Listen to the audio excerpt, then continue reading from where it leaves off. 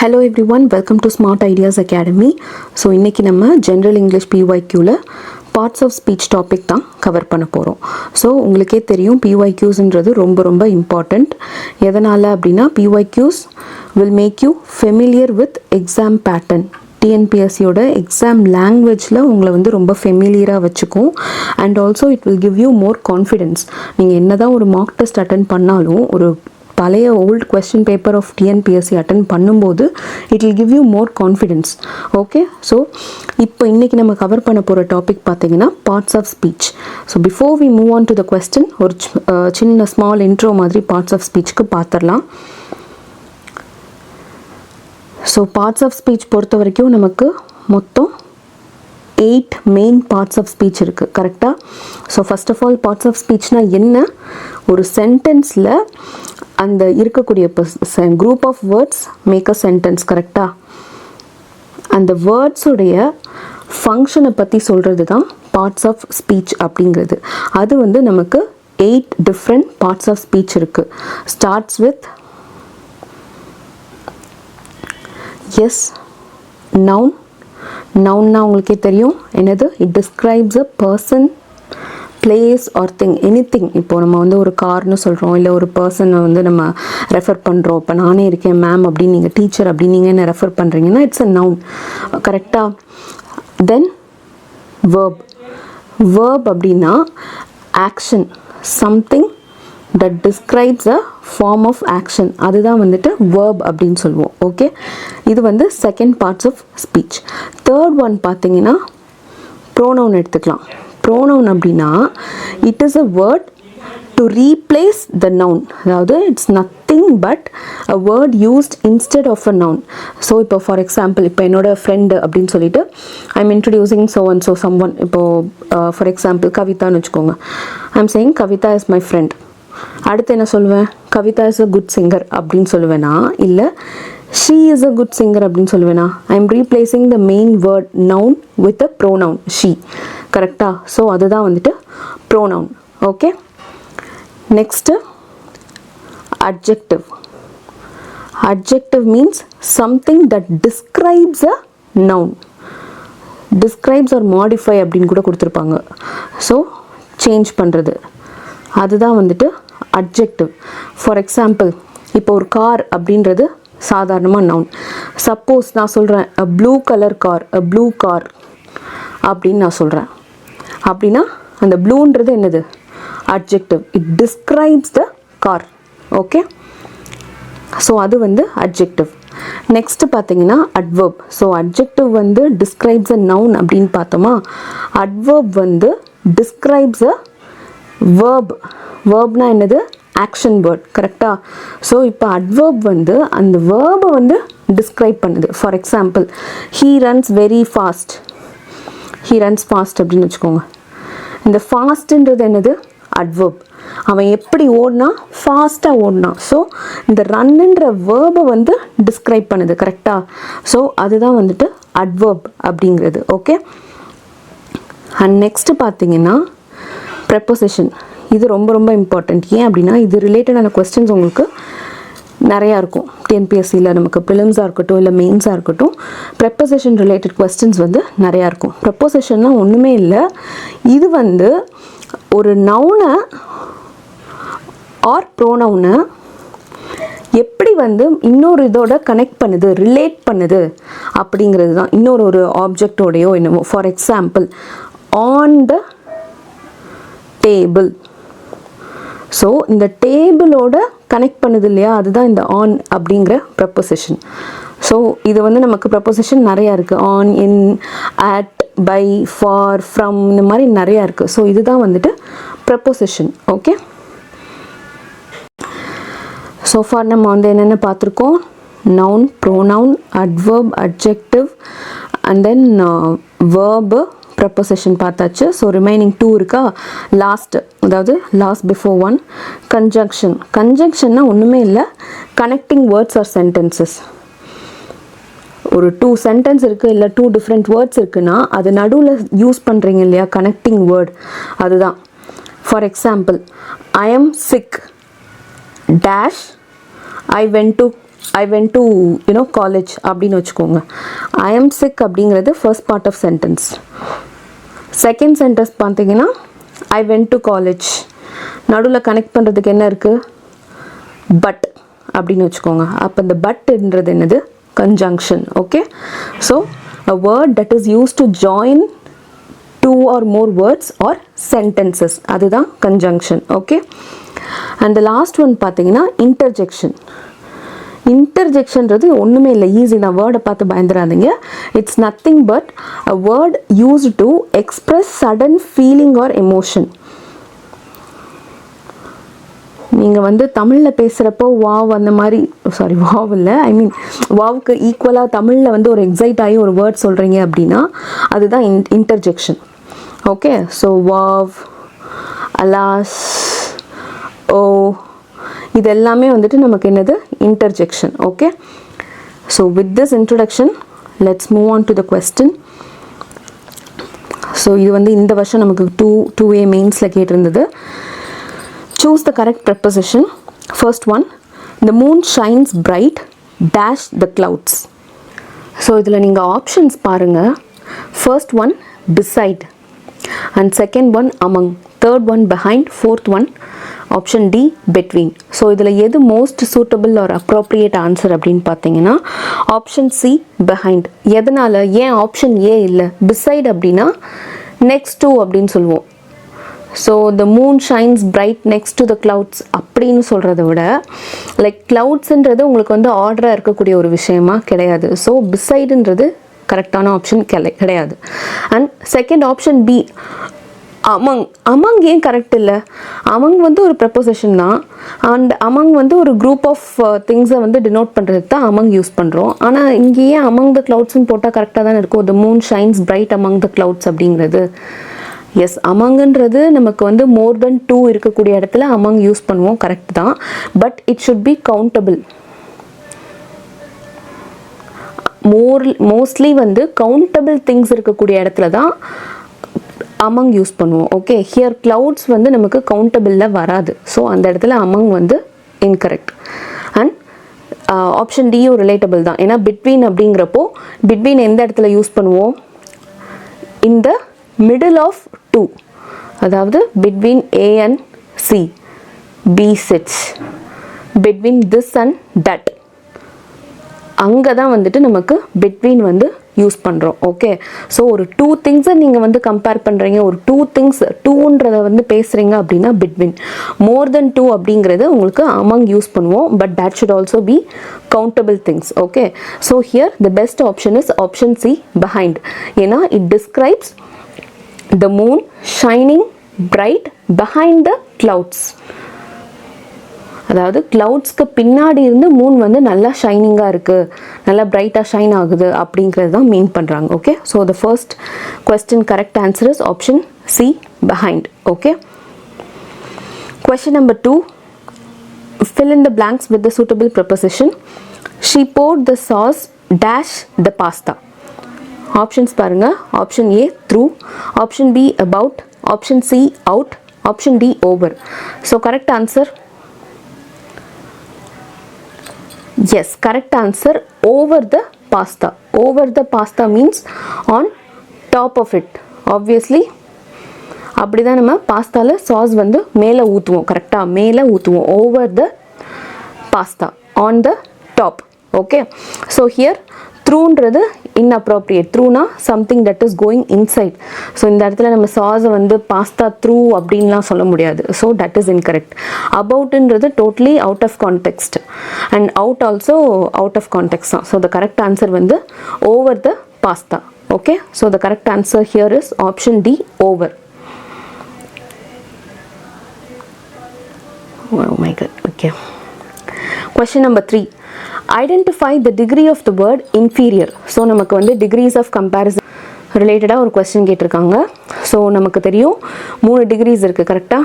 Positive, comparative and superlative. So இந்த word inferior அப்படிங்கிறது எந்த டிகிரி அப்படின்னு கேட்டிருக்காங்க. ஆல் தி அபவ் ஆப்ஷன் கூட இருக்குது, but don't think it should B right. All the above கொடுத்துருந்தா அந்த கொஸ்டினே ரைட் அப்படிலாம் இருக்காது. Okay, so here the correct answer is option C comparative. எதனால் கம்பேரிட்டிவ்? நீங்கள் இந்த சென்டென்ஸில் யூஸ் பண்ணி பாருங்களேன். இன்ஃபீரியர்ன்ற வேர்டை சென்டென்ஸில் யூஸ் பண்ணி பாருங்களேன்.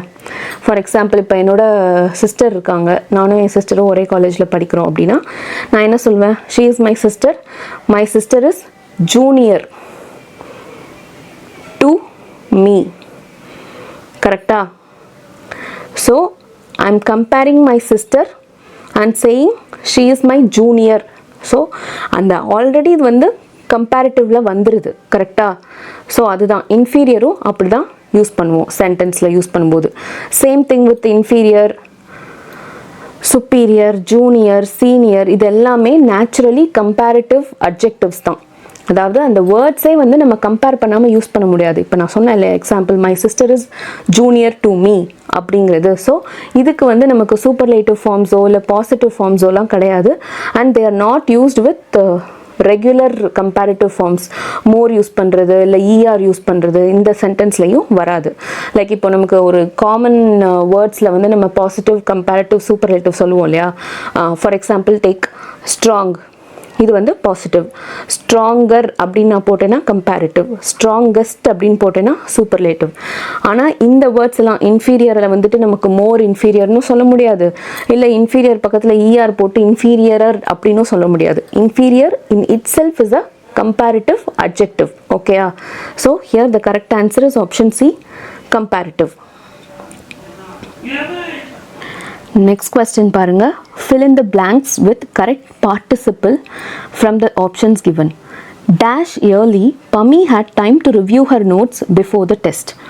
ஸோ இதில் வந்து ஃபஸ்ட்டு நமக்கு வந்து ஆப்ஷன்ஸ் பாருங்கள். எந்த வேர்ப் வந்திருக்கு? Arrived, arriving. So verb form actually action என்னது? அரைவ். கரெக்டாக? ஸோ அப்போ அதோட மீனிங் என்ன வருது? அந்த பமின்ற பொண்ணு சீக்கிரம் வந்துட்டதுனால அவளுக்கு வந்து ரிவைஸ் பண்ணுறதுக்கான டைம்ஸ், அதாவது அவளோட நோட்ஸை ரிவ்யூ பண்ணுறதுக்கான டைம் வந்து டெஸ்ட்டுக்கு முன்னாடி இருந்துச்சு அப்படின்னு சொல்கிறாங்க. கரெக்டாக? ஸோ ஒரு ஆக்ஷன் கம்ப்ளீட் ஆகிருக்கு. ஆல்ரெடி வந்து ஒரு ஆக்ஷன் வந்து கம்ப்ளீட் ஆகிருக்கு. ஸோ இதுதான் வந்து நமக்கு மெயின் கிளாஸு. இந்த மெயின் கிளாஸ் நடக்கிறதுக்கு, அதாவது டெஸ்ட்டு நடக்க போகுதுன்றது தான் மெயின் கிளாஸு. இது அதாவது அந்த டெஸ்ட்டு நடக்க போகுதுன்றதுக்கு முன்னாடி என்ன சீக்கிரம் நடந்திருக்கு? பமின்ற பொண்ணு சீக்கிரம் வந்துட்டா. So first action is completed before the main clause. இந்த மெயின் ஆக்ஷன் நடக்கிறதுக்கு முன்னாடியே இந்த ஆக்ஷன் நடந்து முடிஞ்சிருச்சு. ஸோ அப்போ இங்கே என்ன டென்ஸ் வரணும்? Perfect participle. உங்களுக்கு இப்படி சொன்னால் இதை விட நமக்கு ஃபார்ம் தெரிஞ்சிச்சுன்னா உங்களுக்கு ரொம்ப ஈஸியாகிடும். Having plus V3, third form of the verb, that is past participle. So having plus V3 form of the verb, that is third form of the verb. So இங்கே எங்கே நமக்கு having plus third form of the verb இருக்குது? Option B, having arrived. So அதுதான் நமக்கு வந்து அந்த action சீக்கிரமே முடிஞ்சிருது.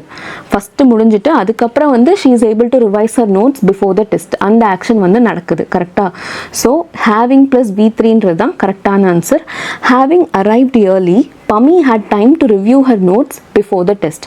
So here the correct answer is option B, having arrived.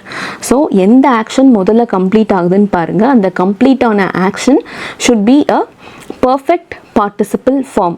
Should be in the perfect participle form, that is having plus V3, third form of the verb வந்து இருக்கணும். So option நீங்கள் போனோடனே தெரிஞ்சிடணும். ஹேவ் அரைவ்டுன்றது உங்களுக்கு obviously அந்த option வராது. And also அரைவிங்ன்றதும் உங்களுக்கு வந்து எது ஃபஸ்ட்டு நடந்துச்சுன்றதை கிளியராக சொல்லாது. அரைவ்டு இயர்லின்றதும் அவ்வளோ, ஏன்னா சீக்கிரமாகவே முடிஞ்ச ஆக்ஷனை சொல்லும்போது உங்களுக்கு ஹேவிங் ப்ளஸ் V3ன்றது தான் பர்ஃபெக்டான sentence. Okay,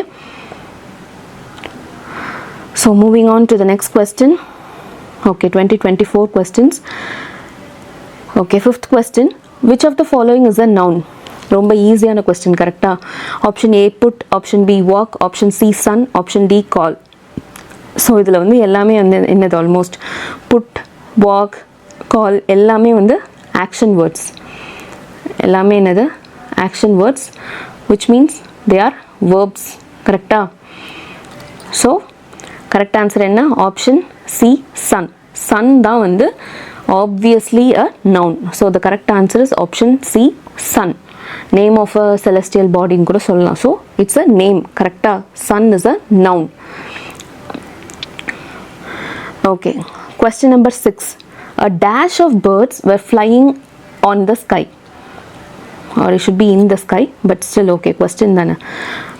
Okay, option A, a swarm of, option B, a group of, option C, flock of, option D, herd of. Correct answer enna? Yes, correct answer option C, a flock of birds. Birds வந்து நம்ம group of birds அது வந்து என்னன்னு நம்ம சொல்லுவோம், flock of birds. இது எந்த concept கீழே வருது ஆக்சுவலி? எஸ், நவுன் கீழே we have different types of nouns. அதில் we have collective noun. அந்த collective nounன்ற கான்செப்ட் கீழே தான் we are having these many types. Okay, so இது வந்து நீங்கள் ஸ்பெசிஃபிக்காக படிக்கும்போது you will know எந்தெந்த இதை எதுக்கு யூஸ் பண்ணுறது. ஃபார் எக்ஸாம்பிள் இப்போ குரூப் ஆஃப் அப்படிங்கிறதுல நம்ம ஜென்ரலாக யூஸ் பண்ணுறது குரூப் ஆஃப் பீப்புள்னு கூட சொல்லலாம். ஸோ இது மாதிரி யூஸ் பண்ணுறது. அண்ட் ஹர்ட் ஆஃப்னு சொல்லும்போது மோஸ்ட்லி நம்ம கேட்டிலுக்கு வந்து ஹர்ட் அப்படின்னு சொல்லுவோம். கரெக்டாக, herd of cattle, herd of cattle was caught on the road, அந்த மாதிரி சொல்லுவோம். ஓகே, அண்ட் ஸ்வார்ம் ஆஃப் அப்படிங்கிறது மோஸ்ட்லி நம்ம இன்செக்ட்ஸ்க்கு யூஸ் பண்ணுவோம். எஸ்பெஷலி பீஸ் வந்து சொல்லுவோம், swarm of bees, swarm of insects அப்படின்னு சொல்லிட்டு. ஸோ ஹியர் பேர்ட்ஸுக்கு வந்து ஆப்டான இது நவுன் ஃபார்ம் அப்படின்னு பார்த்தீங்கன்னா ஃப்ளாக் ஆஃப் பேர்ட்ஸ் அப்படிங்கிறது தான். So correct answer is option C. இது வந்து உங்களுக்கு 8th ஸ்டாண்டர்ட் புக்லையுமே பார்ட்ஸ் ஆஃப் ஸ்பீச் மொத்தமாகவே டீட்டெயில்டாக கொடுத்துருக்காங்க. அண்ட் எஸ்பெஷலி நவுன்ஸில் என்னென்ன டைப்ஸ் இருக்குது, லைக் நமக்கு கலெக்டிவ் நவுன்ஸ் இருக்குது, காமன் நவுன் இருக்குது, அப்ஸ்ட்ராக்ட் நவுன்னா என்னது, இது எல்லாமே வந்து கொஞ்சம் கொடுத்துருக்காங்க. அண்ட் அது போக நீங்கள் எக்ஸ்ட்ரா வந்து ரிசர்ச் ஒர்க் பண்ணி படிக்கும்போது உங்களுக்கு இந்த மாதிரி வேர்ட்ஸில் வந்து you will be more familiar. இதுக்கப்புறம் நீங்கள் ஆன்சர் பண்ணுறதுக்கும் ஈஸியாக இருக்கும். ஏன்னா இது நீங்கள் படிக்க படிக்க வந்து லைக் ரிவைஸ் பண்ணலை, இல்லை ஒரு கோ த்ரூ பண்ணலை, கலெக்டிவ் நவுன்னா என்னன்னு தெரியலை அப்படின்னா உங்களுக்கு இது எல்லாமே கரெக்டாக தோணும். Okay, but there is a difference இருக்குது. இப்போ போலீஸ் அப்படின்னா அது ஒரு கலெக்டிவ் குரூப், ஆர்மி அப்படின்னா அது ஒரு கலெக்டிவ் குரூப். கரெக்டாக, there is a difference between police and army. So அது மாதிரி தான் there is a difference between flock of and swarm of. Swarm ஆஃப்ன்றது மோஸ்ட்லி இன்செக்ட்ஸை டிஸ்கிரைப் பண்ணுறதுக்கு யூஸ் பண்ணுறது, வேரஸ் ஃப்ளாக் ஆஃப் அப்படிங்கிறது நம்ம பேர்ட்ஸுக்கு சொல்லுவோம். Okay, so here the correct answer is option C. Okay, question number 7. Identify which is the correct singular word and select the answer from the quotes given below. Okay, so first one பாருங்க, crisis, second one media. And mostly இதில் வந்து நீங்கள் ஈஸியாக answer பண்ணக்கூடியது தான், but mostly people will get confused with this option media. மீடியான்னொடனே நமக்கு அது சிங்குலர் அப்படின்னே நினச்சிட்ருப்போம், but no, it is a plural word. Singular form என்னது மீடியாவுக்கு? Medium. Medium is a singular form of media. Media is a plural word. Okay, so இது வந்து plural word. Crisis அப்படிங்கிறது it's a plural form of the word crisis. Okay, SIS அப்படிங்கிறது இருந்தால் அது வந்து singular word. But இங்கே நமக்கு plural ஃபார்மில் இருக்குது SES அப்படின்ட்டு. ஸோ ஈஸியாக நீங்கள் கன்ஃபியூஸ் பண்ணிக்கிறதுக்கான வாய்ப்பு நிறையா இருக்குது. So you should be very very careful. ஏன்னா நமக்கு மீடியான்னு சொல்லும்போது நம்ம ப்ளூரல்னு யோசிக்க மாட்டோம்.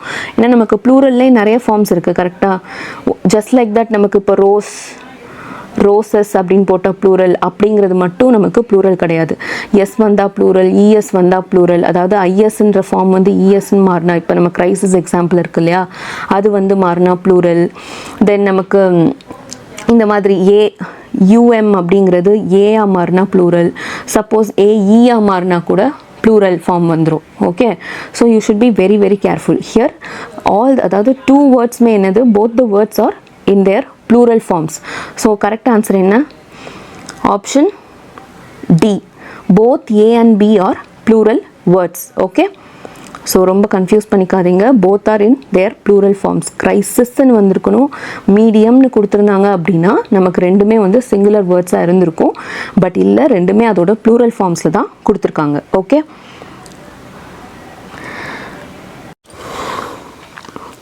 okay, so next question number 8. Which of the following is correct for overcoat? Okay. So over கோட்டுன்றத ஒரு வேர்ட் கொடுத்துட்டு அது வந்து என்ன ஃபார்மில் இருக்குது அப்படின்னு கேட்குறாங்க. Option A noun plus preposition, option B noun plus noun, option C verb plus noun, option D preposition plus noun. இதில் வந்து நீங்கள் 2 ஆப்ஷன் வந்து ஈஸியாக வந்து ரூல் அவுட் பண்ணிடலாம்.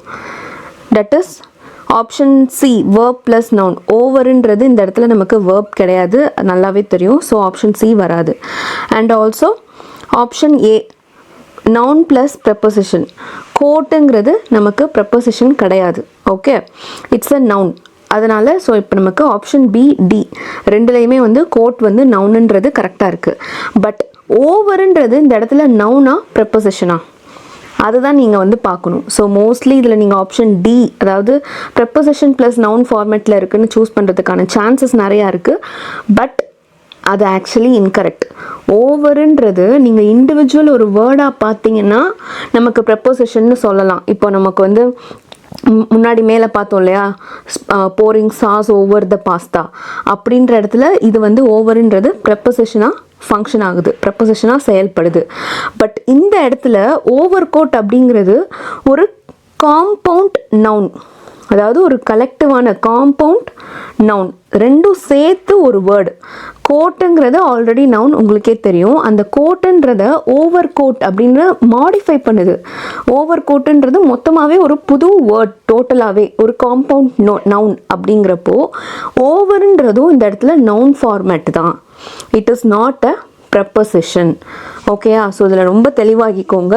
காம்பவுண்ட் நவுன் இது வந்து மொத்தமாகவே ஒரு சிங்கிள் வேர்ட். அப்படிங்கிறப்போ கோட்டுன்றது நவுன், அதை மாடிஃபை பண்ணுறது தான் இந்த ஓவர் அப்படிங்கிறது. So it is in the form of noun plus noun. Option B is the correct answer. இந்த இடத்துல ஓவருங்கிறது நமக்கு ப்ரெப்போசிஷன் கிடையாது. Okay, so the correct answer is option B. Next question. Question number 9. Choose the correct preposition. Miranda hung dash upon her father saying, "Why are you so ungentle?" Actually இது வந்து நமக்கு ஷேக்ஸ்பியரினுடைய play டெம்பஸ்லேருந்து எடுத்திருக்கக்கூடிய dialogue தான்.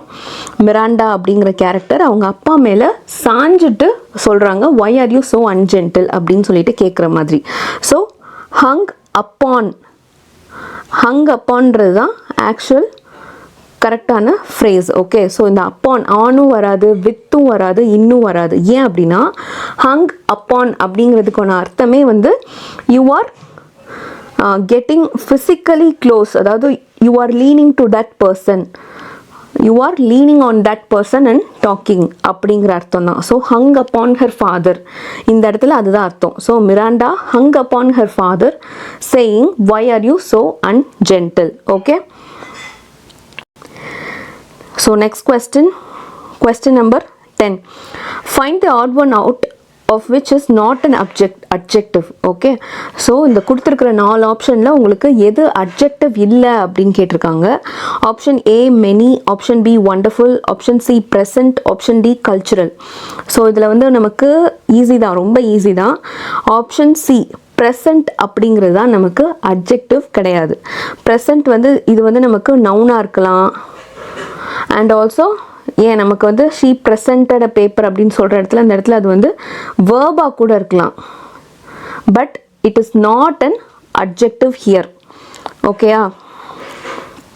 So தனியாக use பண்ணும்போது present அப்படிங்கிறது noun form எடுத்துக்கும், இல்லை verb form எடுத்துக்கும். பட் அதர் ஆப்ஷன்ஸ் நீங்கள் பாருங்கள். மெனிங்கிறது அட்ஜெக்டிவ், ஒண்டர்ஃபுல்லுங்கிறதும் அட்ஜெக்டிவ், கல்ச்சுரலுங்கிறதும் அட்ஜெக்டிவ். இது நீங்கள் ஒரு சென்டென்ஸோடு யூஸ் பண்ணி பாருங்களேன். லைக் நான் முன்னாடி சொன்ன மாதிரி ஒரு example, she had many chocolates.